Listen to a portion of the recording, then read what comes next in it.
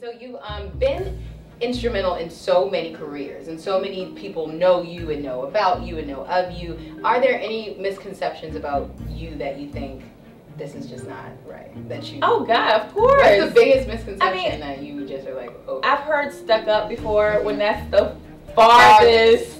Like anyone who knows me knows I'm like a hugger, and I'm actually too nice. Yeah. And so you know, I get the stuck up title. I hear it sometimes, and I'm like, obviously that person has never met me before. Right. So that's one. Two, definitely like before I was married, you get the industry groupie title, and that was hurtful because when you're working so hard in a business and you're investing 80 hours a week and you're not sleeping and you're so loyal to it, it hurts when that is overshadowed by maybe two guys you dated. And so that is something that I've always felt strongly about trying to overcome, not just for myself, but for women. It's a damn shame when someone has invested 20 years, and in my case, my career started at 18 years old in the industry. That's 18 years, almost. Actually, I think it is 18 years. Thank you, almost 2 decades. Exactly. That I've been busting my tail, and so many of us have. And so when you have invested that much into your career, and it is overshadowed by just a random internet gangster who wants to comment on every blog. Isn't that crazy? Blogs. Come on. Like, I don't get it, and I don't get it because it makes me sad that, again, women like you who work so hard. And I read some of Angie's comments on her Instagram afterwards, and I was like, people really don't have lives. No, it's a very sad generation. But speaking about our generation, I did want to ask you, 2 of the red carpet hosts were Karrueche and Drea. No shade. There's a lot of shade at the awards. But no shade from me. But exactly. as an entertainment journalist, I cannot lie and say that I do not feel some type of way when these women, like, I busted my butt to just get here. And so, like, to see women who have been dating and, you know, it's cool, like, hey, get your, like, do it how you, get it how you live. But what do you say to women who have been working and have been doing what they're supposed to do? Like, how do you compete? I'm going to say this, and I'm going to be very transparent because it's you, that we, quite a few of us attended this annual dinner that Deborah Lee holds at the BET Awards each year, the night prior to the awards. The pre-dinner. And it's amazing, and it's star-studded, and, you know, red carpet. I mean, it's really amazing. And, you know, I go every year, a lot of us do, and a few of us at our table, it's a seated dinner, started talking about that very thing. And, you know, the bottom line was that so many of us said that we have got to come to terms with and grasp the industry that we are in. And it's the nature of the beast. And so when you see people who have spent 20, 30 years in an industry and they are not even on the invite list. But then you see, you know, same thing, the reality stars who are there front row at functions like that, and the first instinct that you have is to, like, why? I don't get it. What is her talent? What does she do? It's like the Kardashian theory. The Kardashian thing. What do they do? But you've got to respect the industry that we have chosen to be a part of. Very true. And so, you know, you take the good with the bad, and you just realize, okay, yes, they might be front row today, but guess what? In 10 years, I'm still going to be here. 20 years, I'm still going to be here, and I might not have 1 million Twitter followers or Instagram followers, but I've got longevity and credibility and respect. And so, get it how you live. You know, if you know, for a lot of people, reality is the way to go because they might not have any other option. That's very true. And so, without that option, I would probably take that road too. Exactly.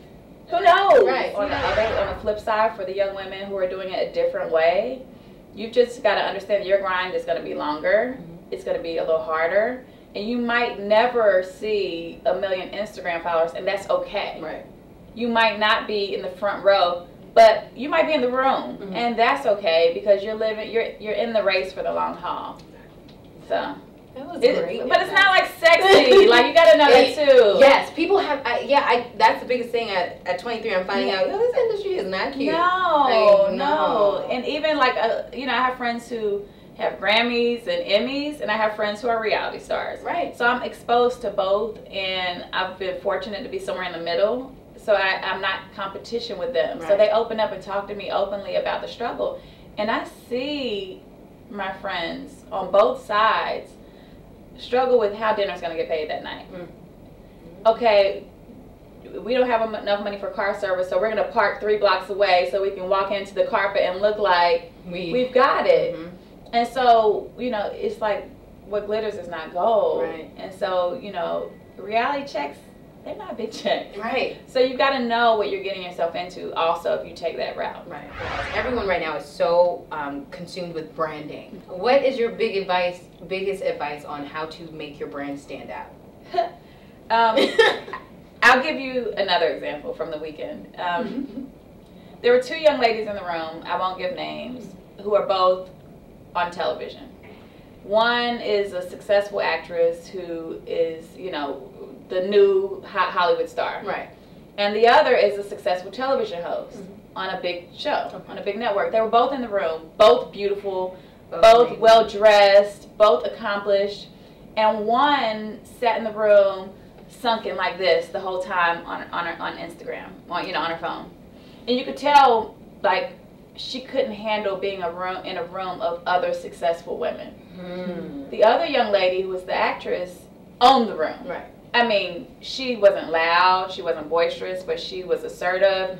Her, shoulders were back, eye contact. She introduced herself and didn't assume that people knew who she was when she was a household name. Right.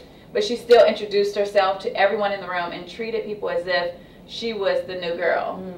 And I walked away from that with such a teaching, because I felt like, again, confidence. It's everything. It's everything. You don't have to have on a Chanel or a Birkin bag to stand out. You don't have to have the flawless weave to stand out, but you do have to have confidence. And you also have to know the difference, though, between confidence and arrogance. Right. Big difference. Thin line, like. Thin line. So it's not the cocky, throwing your hair back, I'm the bad one. Right. It's not that. But it is this quiet assertiveness and confidence that fills a room when you walk in it. Exactly. And you walk away leaving an undeniable impression. And so when Valeisha is done, whenever that is, probably like 60 years from now, when you're chilling, what do you want people to remember about you most? Oh, man. That's a good question. I would want people to walk away remembering me to be a person that wasn't just a talker but a doer. A woman about action and empowerment for other young girls. That's it. I just want to leave a mark and for young girls to follow.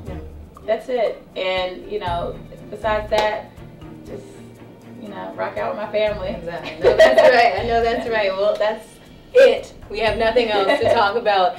Obviously, we can start that legacy. Girlprint comes out. When is the release date? July 15th. Awesome. But you can pick up a copy now on Amazon. So. And we will be having that link, so make sure you guys check that out. Thank you guys so much for tuning in to another EnStars exclusive. Make sure you get the Girlprint. Follow Valeisha on Twitter at Valeisha. At Valeisha. Everything at Valeisha. It's all about the brand, guys. Right? Branding. You are learning from the best. So thank you guys so much for tuning in, and we'll see you guys next week.